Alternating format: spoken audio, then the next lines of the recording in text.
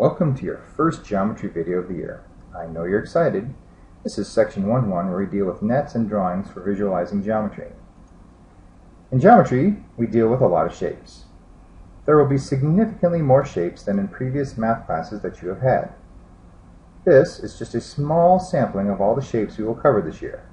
However, these are all two-dimensional shapes. And while most of the time we will only use two-dimensional shapes, there will also be times that we will be dealing with three-dimensional shapes too. One of the things many geometry students struggle with is taking a two-dimensional picture, whether on the screen like now or on a piece of paper, and understanding how that depicts a three-dimensional object. Sadly, the cloud isn't a real geometry shape, so we will bid it adieu now. This section is all about working on visualizing three-dimensional shape. An isometric drawing is a way of representing a three-dimensional figure. The most common isometric drawing is this classic depiction of a box. With an isometric drawing, you're able to see the top, the front, and the side of the box or shape all in one shot. Many times you will be given a grid of dots like the ones shown here that help you draw your own isometric drawings. So as an example, let's say the problem asked you to use this dot paper to draw an isometric figure of a house. Here's what I might do. First, I would work on the sides of the house like this. Then I would work on the roof. Then let's throw in a door.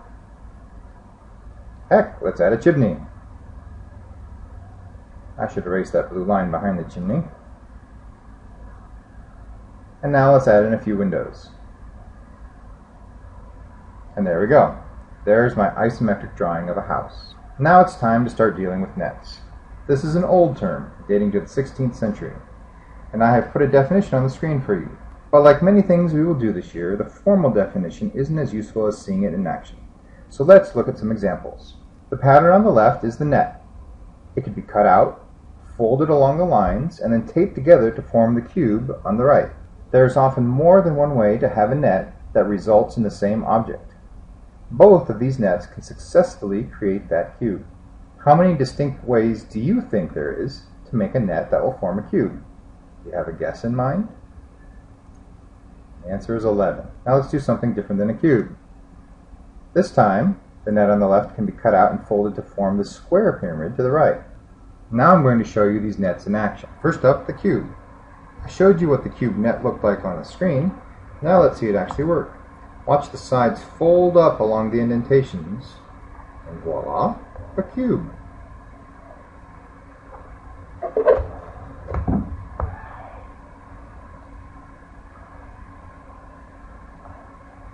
Here is a hexagonal pyramid net in action.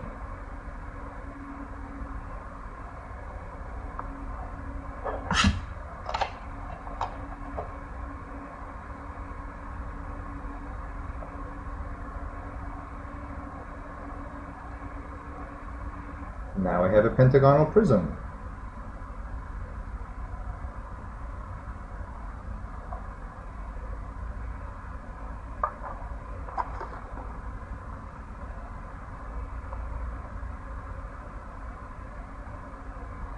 Rounded sides work too. Here's a cylinder.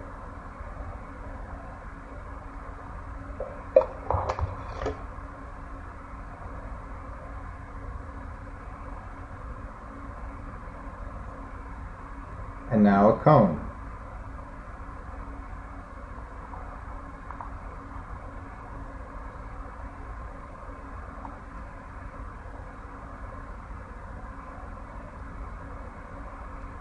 Hopefully this really helps you get a feel for how these nets work. Orthographic drawings are yet another way to represent a three-dimensional object on a piece of paper, or in this case, on a screen. In order to give you the best idea of what the object looks like, you are usually given three different views.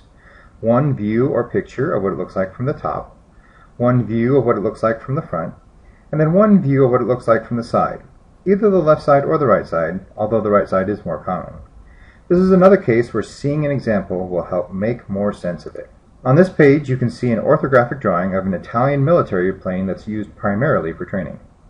On the left you see the top view of the plane, On the top right, you can see what it looks like from the front, and on the bottom right, you can get a look at what it looks like from the left side. By taking all three pictures and combining them in your mind, you should get a pretty good sense of what the plane looks like in 3 dimensions. Orthographic drawings are used in architecture a lot. Here are views from all sides of a house. The top view is shown later in the section dealing with the roof. The top view is not shown here. It comes later in a section dealing with the roof. But this gives you an idea of what the house looks like from all 3 sides. Here we have Jose's orthographic drawing of a character named Veronica Velasco. In renderings like this, the top view isn't as useful as seeing it from all sides. But this orthographic drawing gives you a much richer sense of the character than if you had just seen an image from one side.